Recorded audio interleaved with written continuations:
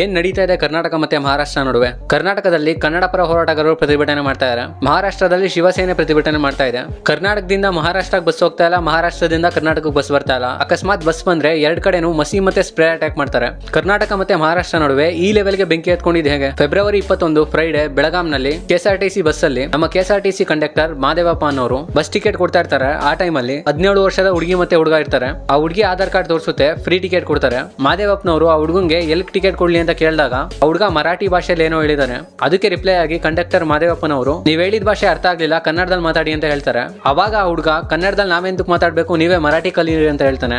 ಅವಾಗ ಅವರಿಬ್ರು ಮಧ್ಯೆ ಸಣ್ಣ ಜಗಳ ಆಗುತ್ತೆ. ಮತ್ತೆ ಬಸ್ಸಲ್ಲಿ ಸ್ವಲ್ಪ ಜನ ಹುಡುಗರ ಕಡೆಯವರು ಇದ್ರು ಅನ್ಸುತ್ತೆ. 50 ವರ್ಷದ ಬಸ್ ಕಂಡಕ್ಟರ್ ಮಾದೇವಪ್ಪನವರ ಮೇಲೆ ಹಲ್ಲೆ ಮಾಡಿದ್ದಾರೆ.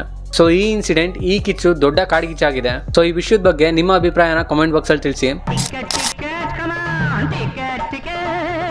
ಕನ್ನಡ ನಾಡಿನಲ್ಲಿ ಕನ್ನಡ ಮಾತಾಡು, ನಿನ್ನ ಮನೆಯಲ್ಲಿ ನಿನ್ನ ಭಾಷೆ ಮಾತಾಡು, ನಿನ್ನ ಮನೆಯಲ್ಲಿ ನಿನ್ನ ಭಾಷೆ ಮಾತಾಡು. ಇದೇ ರೀತಿ ಇನ್ಫಾರ್ಮೇಟಿವ್ ವಿಡಿಯೋಸ್ಗೋಸ್ಕರ ನಮ್ಮ ಪೇಜ್ನ ಫಾಲೋ ಮಾಡ್ಕೊಂಡು ಸಪೋರ್ಟ್ ಮಾಡಿ.